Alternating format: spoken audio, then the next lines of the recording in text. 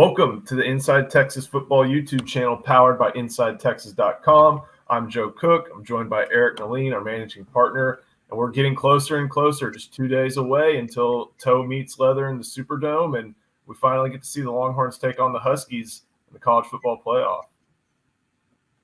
Yeah, I can't wait. My kid asks me every day, is it the day for the game or what? And I'm like, well, are we in New Orleans yet? Is it Monday?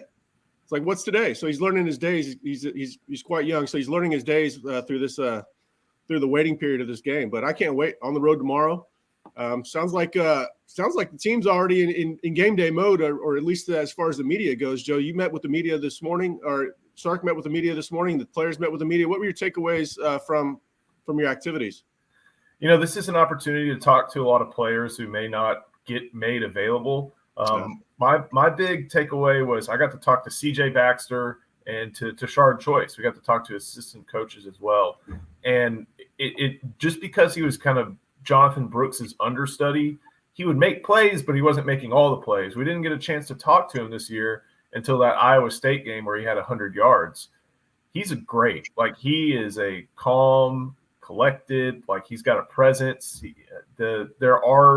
They're not the same players stylistically on the field, but I can see why, people thought about Bijan when they saw CJ Baxter. He's got that personality, and also Tashard Joyce kind of joked about he's too nice sometimes. I need him to be mean. I need him to be a tough running back.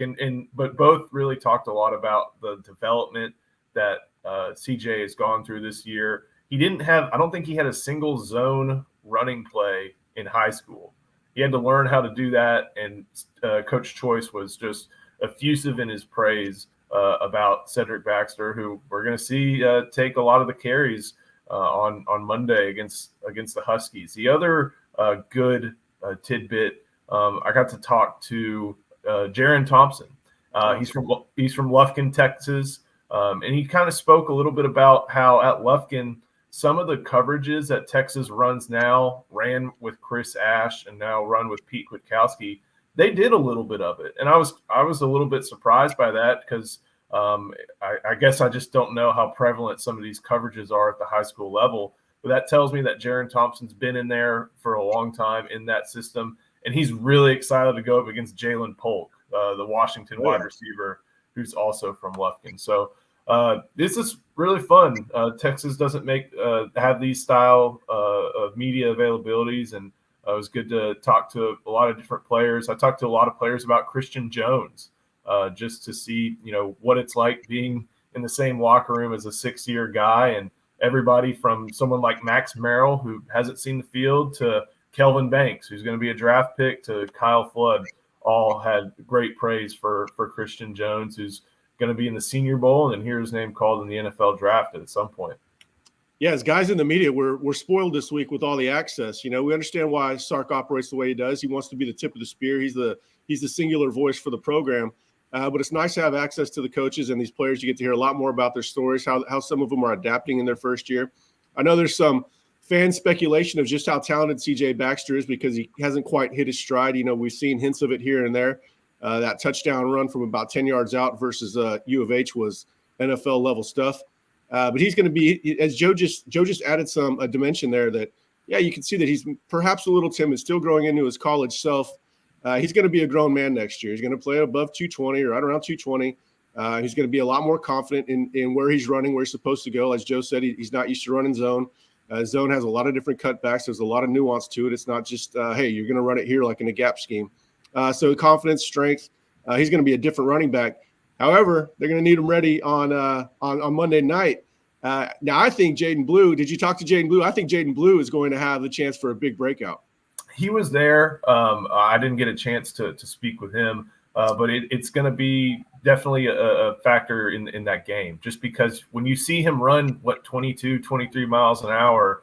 That's not a guy you can see run by you that fast and be like, we're going to limit his production. That's someone that you give opportunities to. And I think after that Tech game, of course, necessity dictated that with Jonathan Brooks' injury. But after that Tech game, you saw Jaydon Blue get opportunities against Oklahoma State, caught a touchdown. You even saw, even going back further, Jaydon Blue was the guy who was running the clock out against Iowa State. So there is a level of trust, I feel like, with him.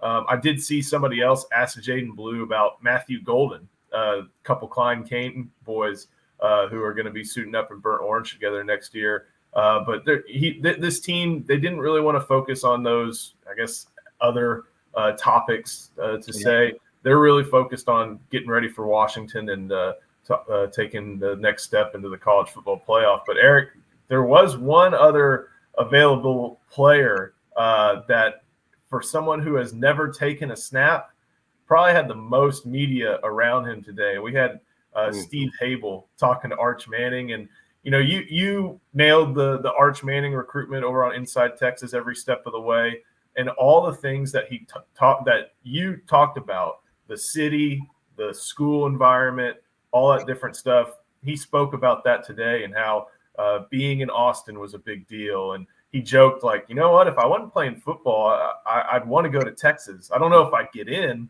but I'd want to go to Texas still. All the stuff that Arch that you reported on during Arch's recruitment, he said himself, and then he also said something else that I think you're appreciative of. He's like, I'm just a normal kid, just a college kid losing his ID and just doing regular college kid stuff. He's just got the last name of Manning attached to him.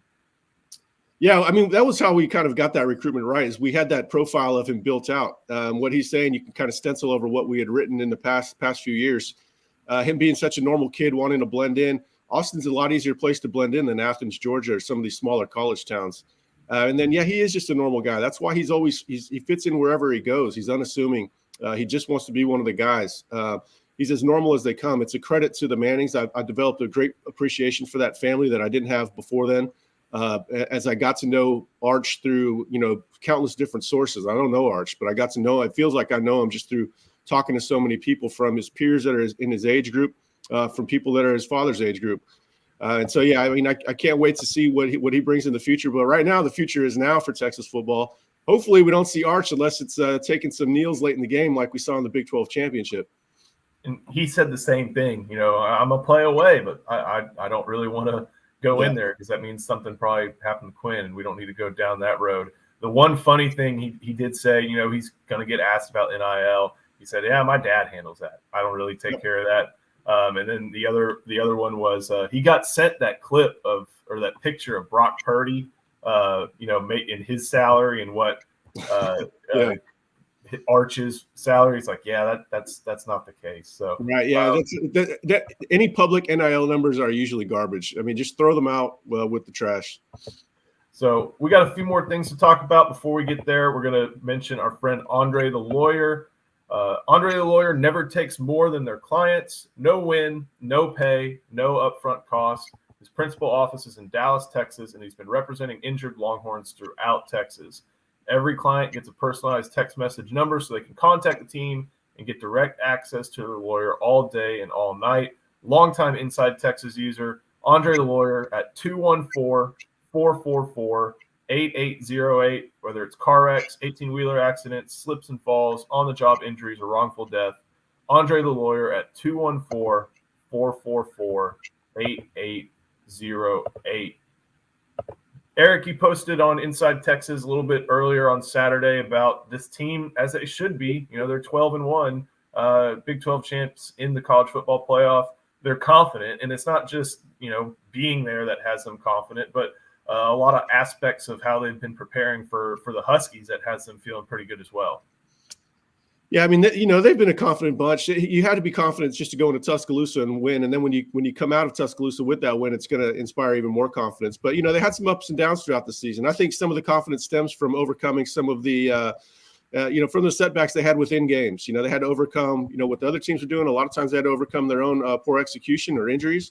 That's built confidence, and then the last couple of games, winning in the fashion that they have. Yeah, they're kind of riding a high right now, but I think right now the ultimate level of confidence stems from their amount of preparation. This is a team that has a lot of confidence in the coaches, a lot of confidence in the game plan, and they're preparing the right way. And when you're prepared, it's kind of like going on doing one of these videos, Joe. If we freestyle, we're not going to do nearly as well, but when we're on script, we perform a lot better. So I think that they're very well prepared. And I think they're going to play quite well on Monday night. We've heard so much because, we hear about Steve Sarkisian and culture and how important that was.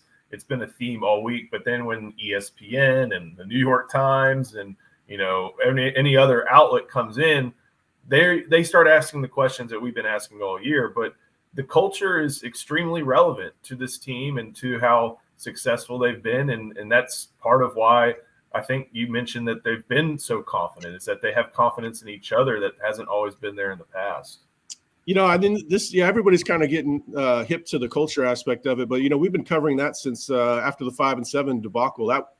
They're still reaping the benefits of the team they started to put in place, 2 off seasons ago, that winter where, Bijan and Roschon, a bunch of guys started taking leadership roles. A lot of the guys that are leaders now started to find their leadership voice. The culture really started to be mended back then, and then it carried over into the most recent offseason. They had to replace, of course, Bijan and Roschon and some others.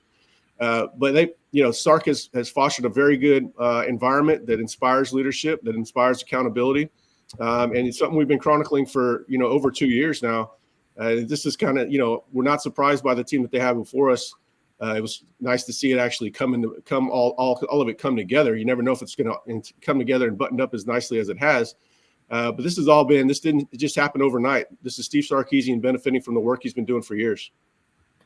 And what's kind of these last couple days look like? They do have a practice this afternoon on Saturday. They do, and then I guess that may be about it until it's time to suit up, unless they have a walkthrough on Sunday to celebrate the new year.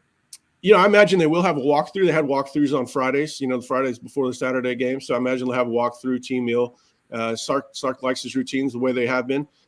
So today, I don't think today's going to be all that physical. They're still excited that the team is healthy as it is, but you don't want to take any last-second chances. I'm sure they'll work on tackling fundamentals because tackling is going to be a big aspect of this game. Going to keep the wide receivers in front of them. And the best way to do that, limit yards after the catch and hit them hard. Drop them where they catch it is going to be a big focal point of the game. So they're going to have to do, some drills in order to keep the rust off. But, yeah, I think they're going to kind of coast through as from a physical standpoint. And from here on out, it's going to be more mental than anything. We got one more topic to hit on.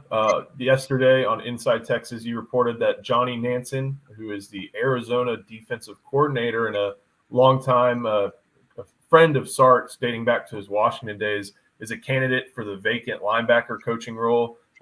Jeff Choate going to Nevada, taking a couple of Texas off-field analysts with him, like Payam Sadat and Jack Smith. But Texas is going to have a linebacker coaching vacancy basically as soon as the season's over, no matter what that looks like. And this is someone who is within Sarkisian's network, but also brings a lot of different aspects to a coaching room, should he be the guy that Sarkisian follows through with. Yeah, before we get into him, you actually raised a good point, maybe inadvertently, but Jeff Choate has taken 3 assistants from the support staff with him to Texas. That tells you the type of guys that Sark is bringing in, just in those roles that kind of go unheralded. If Choate's been around those guys for a year or two, he's going to see how qualified they are to actually go out and be on a full 9-man, 10-man staff. So credit to Sark putting those pieces together in place. Those guys are unsung heroes. But yeah, Nansen and Sark go back a long ways. He was on Johnny Nansen was on Sark's first staff at Washington. I imagine they were close before then. I don't know those details, but you can imagine that Sark, taking a guy from Idaho, knew him quite well, maybe from the recruiting trail or word of mouth networking. And then Nansen followed him to UW.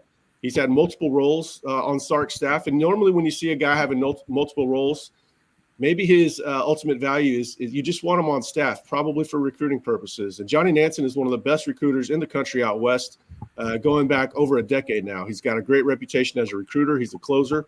He's a volume recruiter. It's not about just his position. He's a guy, if he ends up on staff, Sark is going to let him loose in Southern California like he lets Tashard Choice loose in the Southeast, like he lets Terry Joseph loose in Louisiana. He's a volume recruiter. And, in most recent years, he's become well known as a coach. The work he's done at Arizona as defensive coordinator in short order is borderline miraculous. So he would fit in well as an inside linebacker. Of course, he would be co-DC just as Choate was. It's not a demotion in that way from DC to linebacker coach. Obviously, there would be a large pay increase. He makes $750,000 a year at Arizona. He's going to be well compensated no matter where he goes, but it's going to be tough to match Texas if they're fully motivated to land him. So there's a whole lot of things that make sense with this one. And then to top it all off, his daughter is a freshman at the University of Texas. So this one seems like it makes a lot of sense, and we'll see if it goes through. It's kind of interesting looking at his career path. He played at Washington State, was a linebacker there. Quick stop in high school. At Washington State, he was there for a year. He overlapped for a year with Jeff Banks. So there's already a connection there. Montana State, Idaho, Washington, USC, UCLA, Arizona. This guy's been a Pac-12 lifer, and similar to how Steve Sarkisian plucked Pete Kwiatkowski back when he was making his original staff, plucked the Pacific Northwest Pac-12 lifer, is targeting one here again. Also, just looking at just the experience, like going back with Sarkisian. Sarkisian knows what he offers, knows what he brings, and like you said, that co-DC titles aren't going to mean a whole lot when you're looking at this. He's going to be the dollar figures are going to be what says that this is not a lateral move or a demotion should it come to fruition. And yeah, he's also, in addition to being that good recruiter, like Arizona under Jed Fish, they were pretty mediocre on defense, I think, in that first year, and that maybe being nice to them. They've got some athletes on that defense, and they were very effective in making life tough for Oklahoma in the Alamo Bowl. So coaching chops. Six turnovers.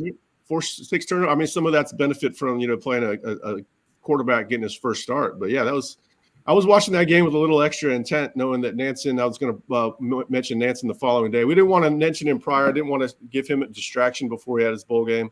But once that game was over, yeah, why not throw it out there? Let's see.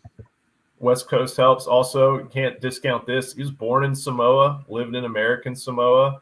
Not only does he have just West Coast connections, but that's a living room connection that Texas hasn't had in a certain sense in some time. So a lot of different aspects to the profile of Johnny Nansen. Of course, we'll be updating this constantly over on InsideTexas.com.